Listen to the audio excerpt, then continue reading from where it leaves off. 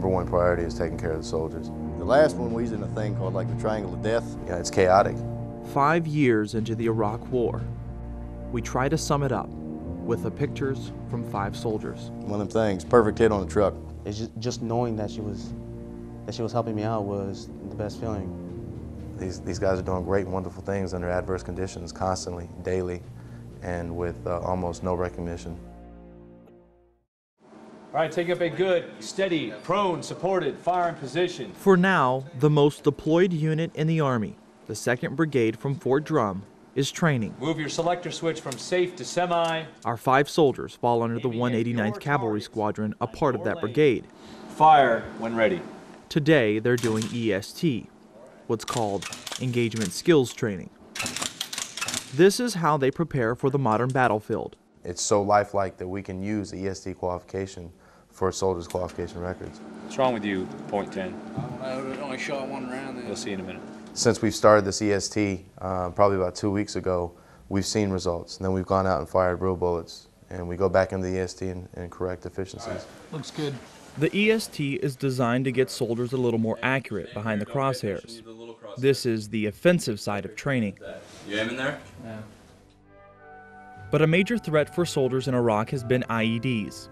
Even the most perfectly sighted rifle is no match for these bombs. In a way, to me, the thing that's really, really hurting us, and I wasn't light my whole career. Like I said, I was on Bradley's. We had 6 trucks, 30 men. Now we got 4 trucks, like 20 guys. Even if, let's say, one Humvee gets hit, even if nobody dies, you pretty much got 5 guys out of the fight right there. You know, they're done. They just got hit with an IED. They're going to be all messed up. Right there goes a quarter of your combat power. Now if somebody dies or something like that, or somebody gets injured, that's all the dismounts and maybe a truck commander or 2 on the ground that has to go set up CCP, casualty collection point, have to establish an HLZ for the helicopters, you know, have to go find sensitive items and stuff's getting blown off the truck. If they're trying to find a trigger point or trying to run after a trigger man, that ain't happening. So it's pretty much, to me, a big reactive contract drill anymore. You get blown up, you pick up the pieces, you do what you can, and you go back to base. That's it. It doesn't work too well. After a couple of rolls, I was like, oh. The only thing they can do is get down their reaction time to these IEDs. DC's the best spot. So for that, they lock a 5-soldier crew in a Humvee and turn it upside down. Yeah,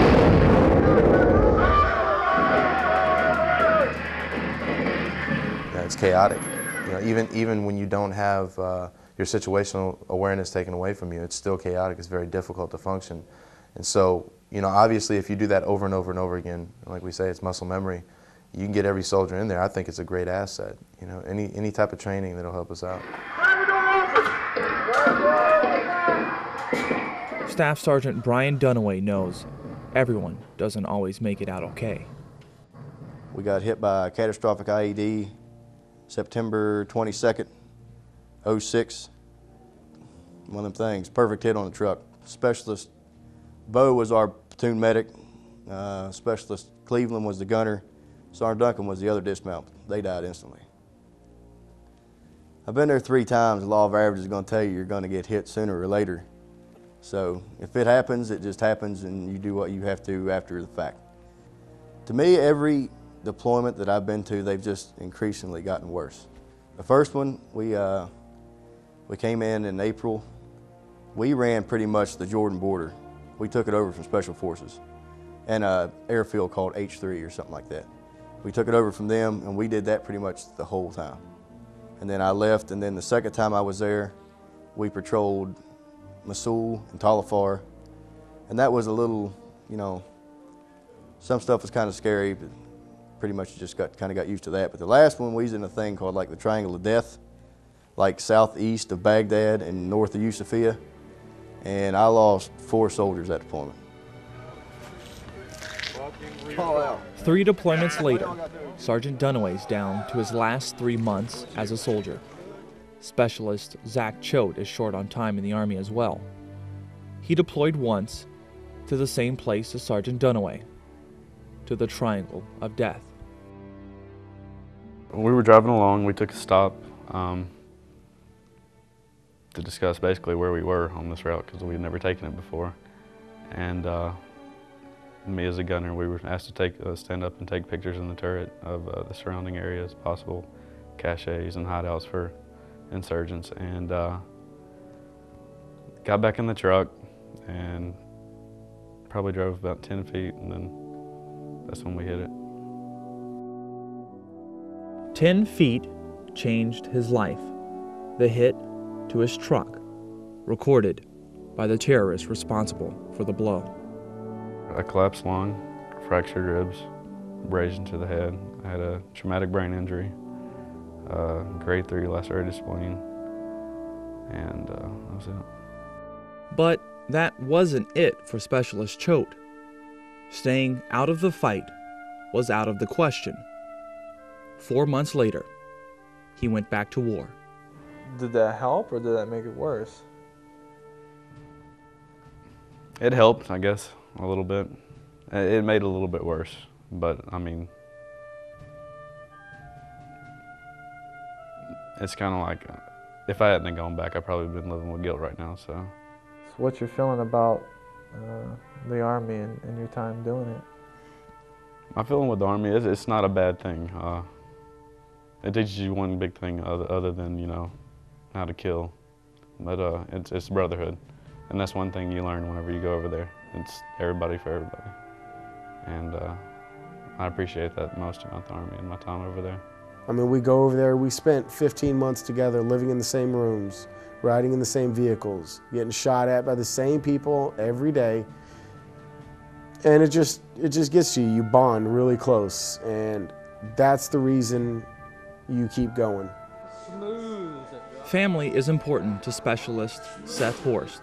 He deployed to Iraq in 2006 and left his wife and sons behind. At war with a faceless enemy, and yet the biggest shock of his deployment comes from home. And then she's like, look, I want a divorce. So it was just a real blow. I didn't even see it coming. And then went back to Iraq and had to deal with that while I was over there for the last bit of time. Come to find out, she was pregnant by this other guy. So that was another big shocker. It was actually, it felt better deploying knowing that I had my wife with me. She helped me out with as much as she could, even though she was back here. Just her sending things from home, cookies, things that we needed over there, it made the deployment a whole lot easier, a little bit more relaxed, because I knew I was there not only because of me, but I was there because of my wife as well. And it's just knowing that she was helping me out was the best feeling. Left arm is in that elbow notch. Then there's the man who's responsible for them all. He's what the Army calls a first sergeant. And number one priority is taking care of the soldiers. Sergeant First Class Sean Jarvis has seen a lot in the 11 years he's been a soldier. For lack of a better term, I'm not trying to sound like a hard ass, but everybody that's been in my position and everybody that's going to be in my position knows that you really don't have a choice. I mean, obviously you're going to feel sympathetic towards losses. You have a lot of young soldiers coming in nowadays that weren't necessarily finished being raised by their parents. And so I don't really consider it a burden, you know, raising these kids coming up to become soldiers. It's a privilege. You want to make sure that they do the right things when you do mentor and you lead. And it's a sense of pride. You know, it's another family away from family. So you're all right being a soldier? I'm perfectly content. I'm pretty happy with it. Pretty happy with it. A blow from home to the blows on the battlefield.